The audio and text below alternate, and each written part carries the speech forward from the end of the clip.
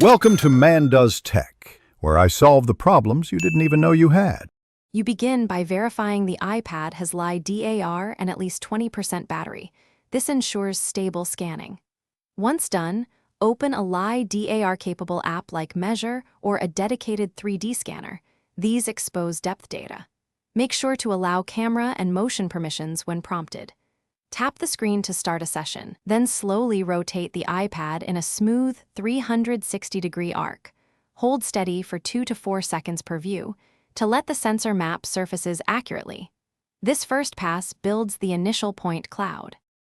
You now focus on systematic coverage to improve detail and accuracy. Keep the iPad about 1 to 3 m from subjects so LiDAR registers reliable returns.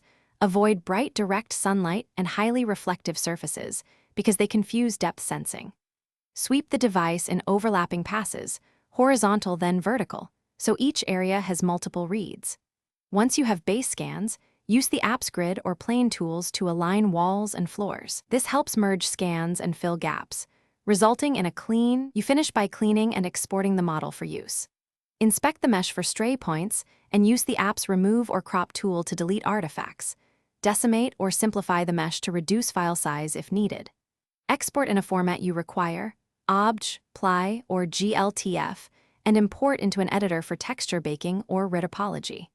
If you encounter holes or missing detail, rescan the affected area at closer range or switch to higher density mode. This usually fills gaps and improves final geometry. Thanks for watching. If you found this helpful, don't forget to like and subscribe.